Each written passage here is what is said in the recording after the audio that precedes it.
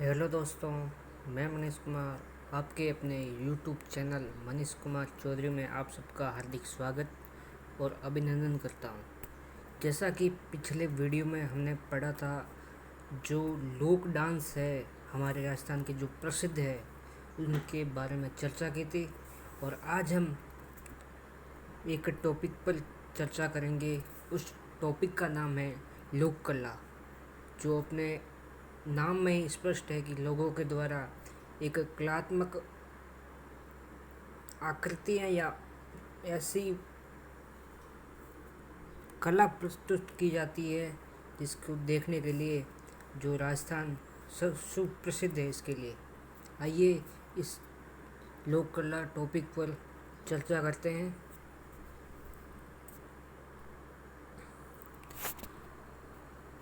लोक कला में पहला ही टॉपिक आता है कठपुतली।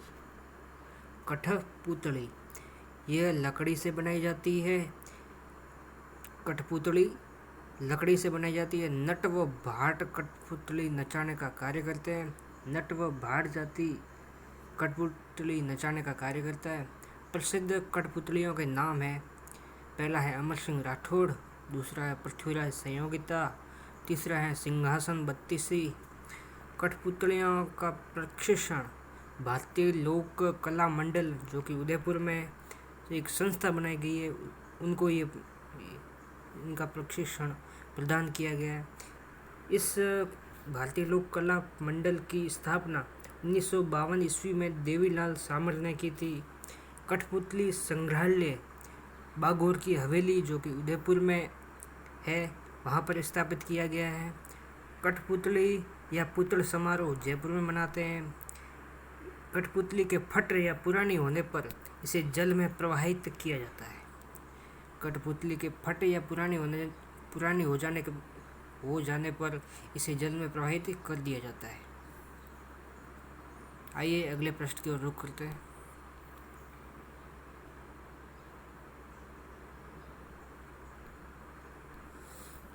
अगला है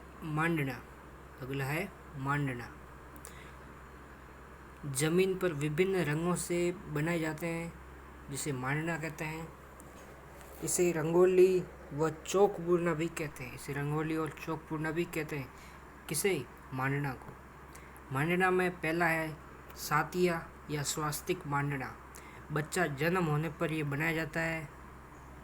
बच्चा जन्म होता है ना, उस समय ये साकिया या स्वास्तिक बनाया जाता है। दूसरा है पगलीय मांडना। देवी देवताओं की पूजा पर यह बनाया जाता है। देवी देवताओं की पूजा पर कौन सा मांडना मांडा जाता है, तो वो कौन सा है? पगलीय मांडना।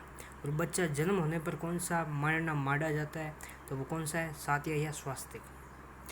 तीसरा है चौखड़ी मांडना। ये होली पर बनाया जाता है। होली पर कौन सा मांडना मांडा जाता है? चौखड़ी मांडना।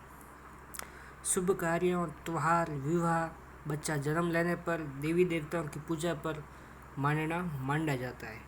आइए अगले प्रश्न की ओर रुख करते हैं।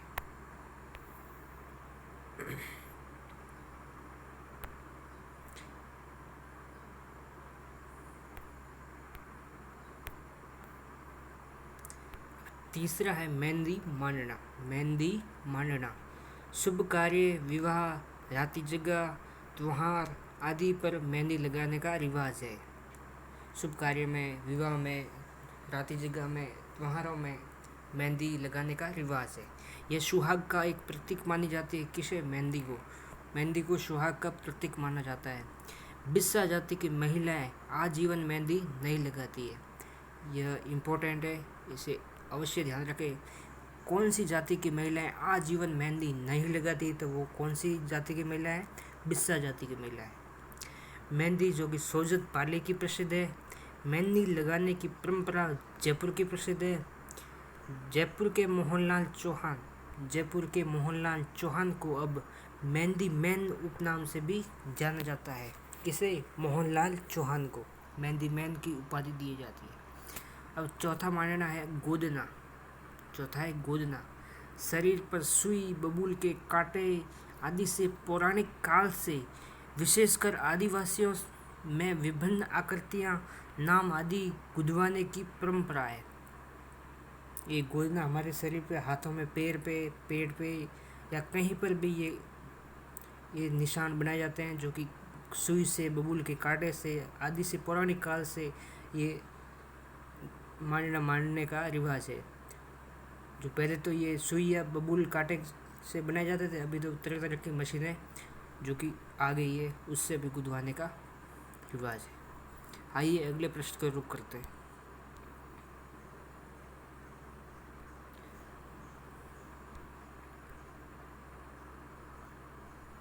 अगला है पाने या पाना।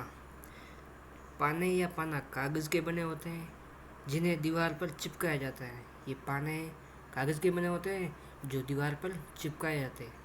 प्रसिद्ध पाने, ये पाने किस किस के थे, उस प्रसिद्ध पाने में किसकी तस्वीर थी, उसके बारे में चर्चा करते हैं। उस पाने में पहली थी लक्ष्मी जी की तस्वीर, गणेश जी की, शिव पार्वती की और श्रीनाथ जी की और हुई माता की तस्वीर अंकित थी। सबसे प्रसिद्ध पाना वो था लक्ष्मी जी का, और सर्वाधिक चित्रांकन वाला पाना था वो किसका था, श्रीनाथ जी का। प्रसिद्ध पाना तो था लक्ष्मी जी का, और सर्वाधिक चित्रांकन वाला पन्ना किसका था, श्रीनाथ जी का था। आइए अगले लोक कला पर चर्चा करते हैं। अगला है तोरण।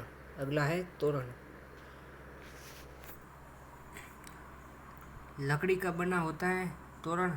इसके शीर्ष पर मयूर या सुग्गा की आकृति बनी होती है, तथा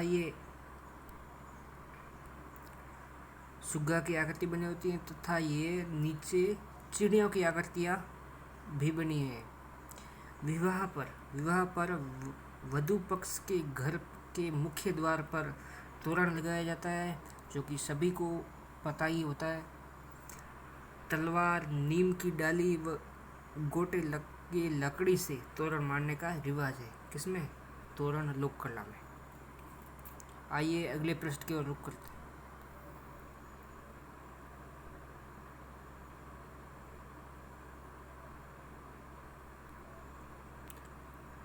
अगला है कापड़ोद। अगला है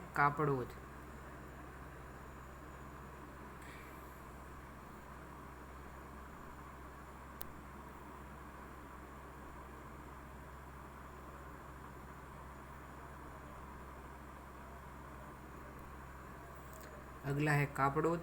ये कपड़े का बना एक घोड़ा होता है जिसे बाबा रामदेव जी के भक्त उन्हें चढ़ाते हैं।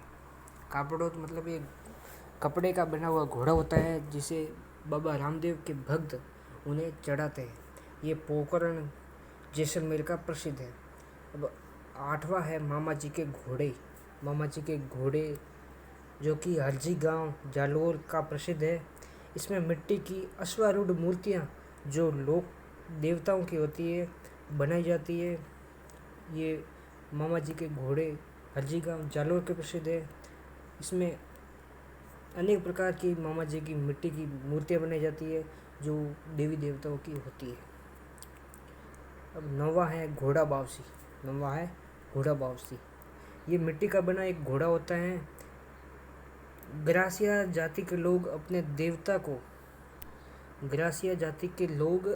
देवता को ये घोड़ा बावसी चढ़ाते हैं। घोड़ा बावसी भी मिट्टी का होता है जिसे ग्रासिया जाति के लोग अपने देवता को चढ़ाते हैं। अगला है भराड़ी। भीलों में किसी लड़की की शादी पर दीवार पर देवी का चित्र बनाकर उसकी पूजा की जाती है। भीलों में एक रिवाज है, किसी लड़की की शादी होती है तो दीवार पर एक देवी का चित्र बनाकर उसकी पूजा की जाती है, जिसे क्या कहा जाता है, भराड़ी कहा जाता है। आइए अगले प्रश्न की ओर रुख करते हैं।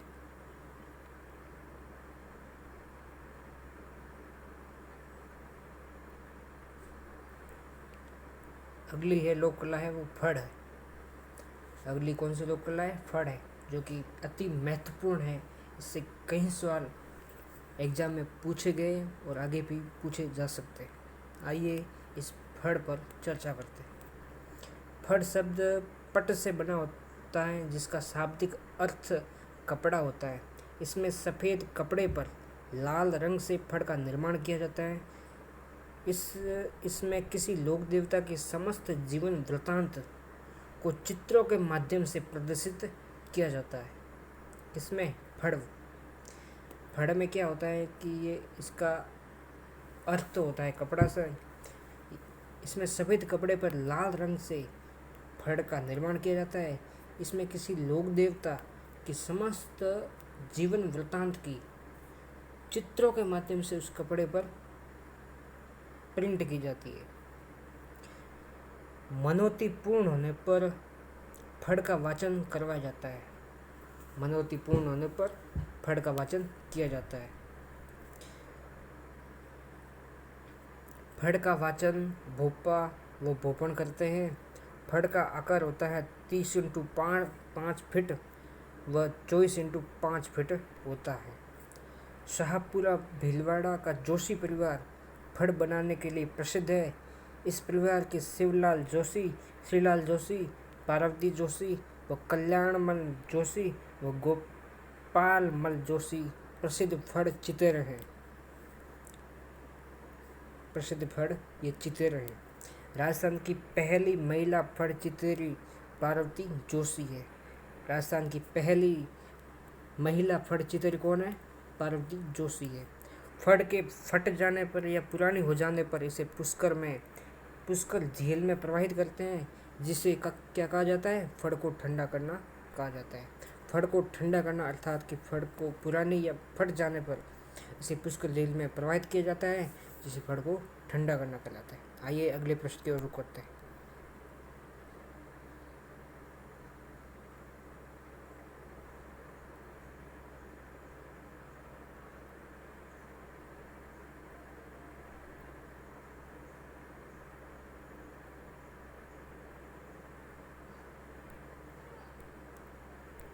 अगले है फड़ चितेर हैं श्रीलाल जोशी, इसके बारे में चर्चा करते हैं। ये राजस्थान के सबसे प्रसिद्ध फड़ चितेर थे। इनका उपनाम बाऊजी था। इन्होंने मेघराज मुकुल की पुस्तक सेनानी पर फड़ बनाई थी। इनकी सबसे प्रसिद्ध फड़ का नाम देवनारायण जी की फड़ है। इन्हें वर्ष 2006 में पद्मश्री व वर्ष 2007 में शिल्प गुरु सम्मान से सम्मानित किया गया। इसे श्रीलाल जोशी को। अब जो प्रसिद्ध फड़ है किस किस लोक देवता की है, किस किस देवी देवता की है, उसके बारे में चर्चा करते हैं। पहली है कृष्ण लीला की फड़। ये राजस्थान की पहली श्वेत शाम ब्लैक एंड वाइट फड़ है। राजस्थान की पहली ब्लैक एंड वाइट फड़ कौन सी है? कृष्ण लीला की फड़ है। इसे कल्याणमल जोशी ने बनाया गया था। राजस्थान की पहली श्वेत श्याम फड़ किसने बनाई थी?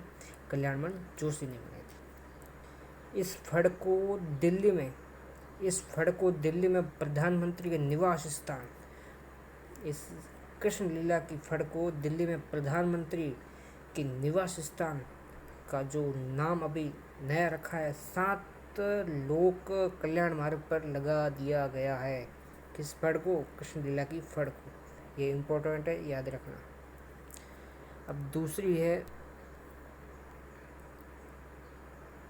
भैंसासुर की फड़। दूसरी कौन सी है? भैंसासुर की फड़। इस फड़ का वाचन नहीं किया जा सकता। इसकी भैंसासुर की फड़ का वाचन नहीं किया जा सकता। बावरी जाति के लोग चोरी के लिए जाते समय इसकी पूजा करते हैं। किस जाति के लोग चोरी के लिए जाते समय किसकी पूजा करते हैं? ये भैंसासुर की पूजा करते हैं।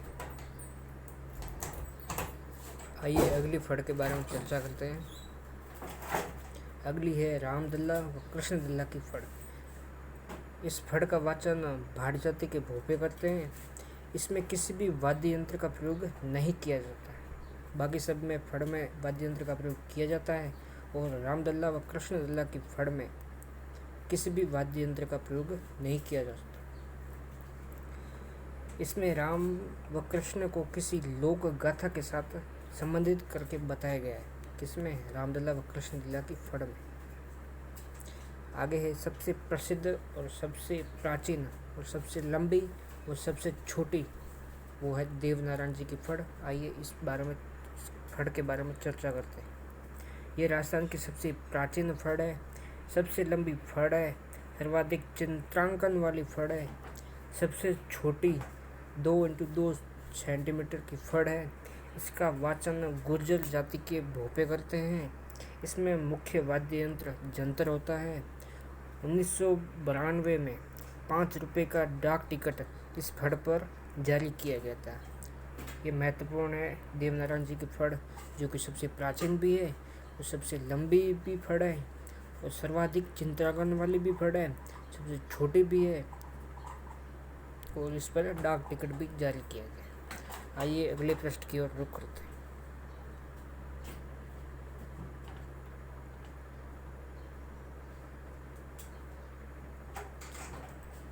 एक प्रसिद्ध पुस्तक है इनसाइक्लोपीडिया ब्रिटानिका में इस फड़ का उल्लेख भी किया गया है। ये प्रसिद्ध पुस्तक है, इस पुस्तक में भी इस फड़ का उल्लेख किया गया है। दिल्ली के अजायब घर व पेरिस की म्यूजियम की शोभा ये फड़ बनी हुई। कौन से लोक देवता की फड़? वो देवनारायण जी की फड़ है। अब अगला है पाबू जी की फड़। ये राजस्थान की सबसे प्रसिद्ध फड़ है। राजस्थान की सबसे प्रसिद्ध फड़ कौन सी है? तो वो कौन सी है? पाबू जी की फड़ है। और राजस्थान की सबसे प्राचीन फड़ कौन सी है? तो वो कौन सी है? देवनारायण जी की फड़ है। पाबू जी की फड़ का वाचन थोरी, अयाड़ी या नायक जाति के भोपे करते हैं। इसमें मुख्य वाद्य यंत्र रावण होता है। देवनारायण जी की फड़ बाजते समय उसमें मुख्य वाद्य यंत्र जो बजाया जाता है उसका नाम तो जंतर है। और पाबू जी की फड़ में जो फड़ का वाचन करते हैं भोपे, उसमें जो वाद्य यंत्र बजाया जाता है वो कौन सा है? रावण हत्ता। अगली फड़ है अमिताभ बच्चन की फड़। ये सबसे नवीनतम है। अमिताभ बच्चन की फड़ मारवाड़, जो कि जोधपुर में है, मारवाड़ के भोपा रामलाल व भूपण पतासी ने इस फड़ का वाचन अमेरिका में किया। इसमें अमिताभ की तुलना लोक देवता पाबू जी से की गई है। अमिताभ बच्चन की फड़ में अमिताभ की तुलना किस लोक देवता से की गई है? वो कौन से लोक देवता है? पाबू जी से की गई। आइए अगले प्रश्न की ओर रुख करते हैं और अगली कौन सी फड़ है उसके बारे में चर्चा करते हैं। तो अगली कौन सी फड़ है दोस्तों? रामदेव जी की फड़। इसका जो वाचन करते हैं वो कामड़ जाति के भोपे करते हैं। और इसमें जो प्रसिद्ध वाद्य यंत्र बजाया जाता है वो कौन सा है? रावण हत्ता है। देवनारायण जी की फड़ में तो वाद्य यंत्र जंतर बजाया जाता है और पाबू जी की फड़ में वाद्य यंत्र रावण हत्ता होता है। और रामदेव जी की फड़ में भी वाद्य यंत्र कौन सा होता है? रावण हत्ता होता है। तो अगली फड़ है गोगा जी की फड़। इसका वाचन गोगा जी के भोपे करते हैं। इसमें मुख्य वाद्य यंत्र कौन सा होता है? डेरू होता है। अब इसमें अलग हो गया तो ये भी इम्पोर्टेंट हो गया। गोगा जी की फड़ में कौन सा वाद्य यंत्र बजाया जाता है? वो कौन सा है? डेरू। कौन सा है? डेरू। अब ये फड़ के बारे में, जो प्रसिद्ध फड़ थी उसके बारे में हमने चर्चा कर ली है। अब अगली जो लोक कला है उसके बारे में चर्चा करते हैं। 12वां है बीजू का, जिसे अड़वा भी कहा जाता है और टाऊ का भी कहा जाता है।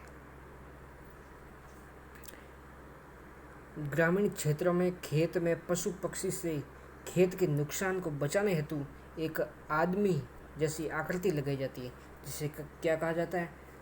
अड़वा कहा जाता है, बीजू का भी कहा जाता है और टाऊ का भी कहा जाता है। अब है 13वां है कोठिया। ये मिट्टी की बनी हुई एक कलात्मक आकृतियाँ होती हैं जो ग्रामीण क्षेत्रों में अनाज को सुरक्षित रखने के लिए बनाई जाती है। अनाज को सुरक्षित रखने के लिए किसका निर्माण किया गया था? कोठिया का निर्माण किया गया था। आइए अगले प्रश्न की ओर रुख करते हैं।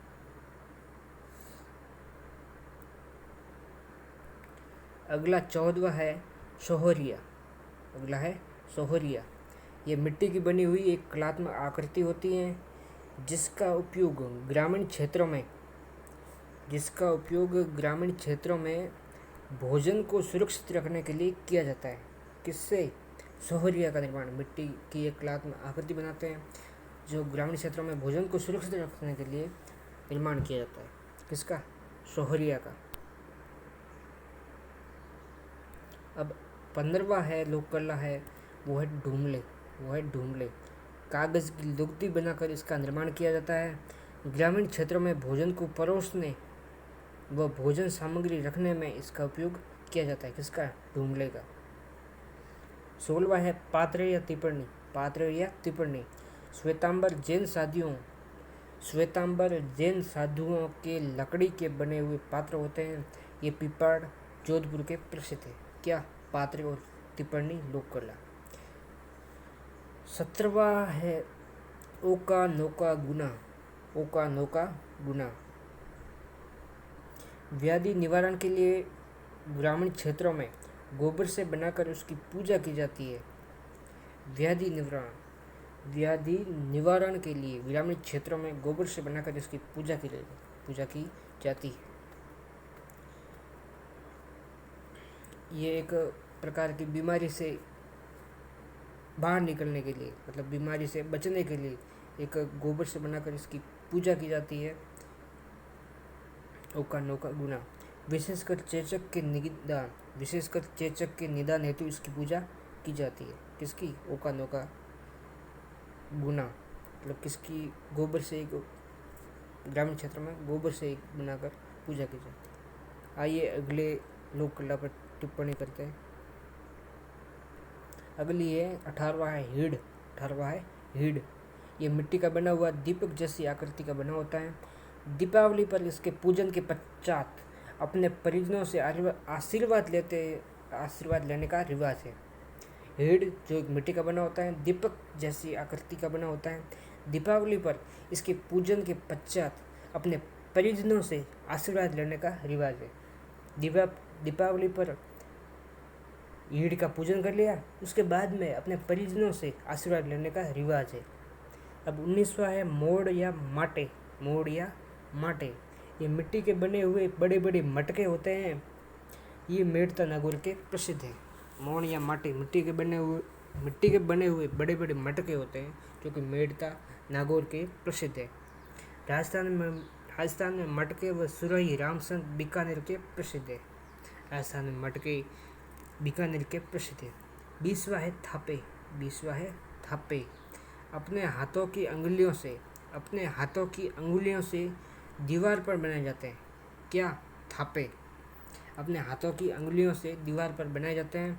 शुभ कार्य, विवाह, राति जगह, भूत प्रेत से निदान हेतु ये थापे लगाने का रिवाज है। शुभ कार्यों में भी किया जाता है, विवाह में भी किया जाता है, भूत प्रेत आदि से निदान हेतु भी ये थापे का प्रयोग किया जाता है।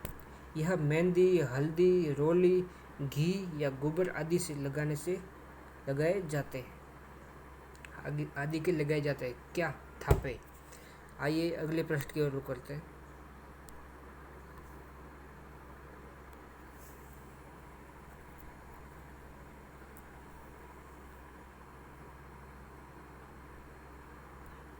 अगला है अपना छापे।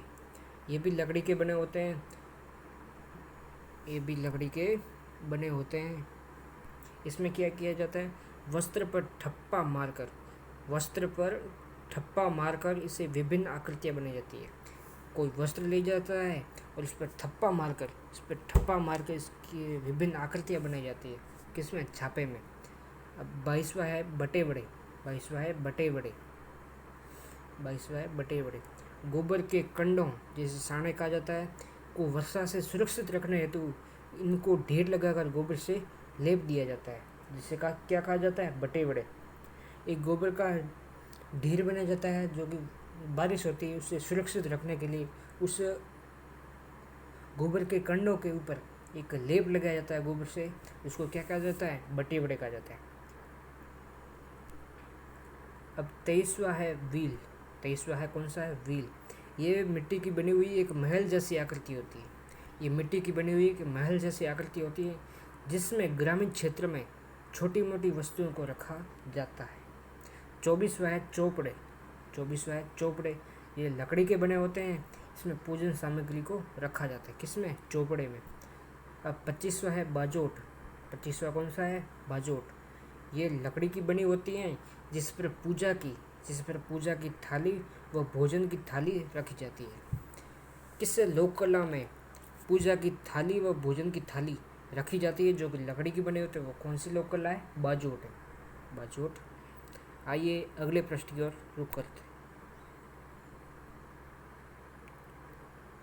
अगला लोक कला में अंतिम है जो कि 26वां है खंडे। 26वां कौन सा है? खंडे। ये लकड़ी की बनी हुई तलवार होती है। ये लकड़ी की बनी हुई तलवार होती है जिस पर देवी देवताओं के चित्र बने होते हैं। खंडे में क्या होता है कि ये लकड़ी की बनी हुई तलवार होती है जिस पर देवी देवताओं के चित्र बने होते हैं। होली पर अपने सगे संबंधियों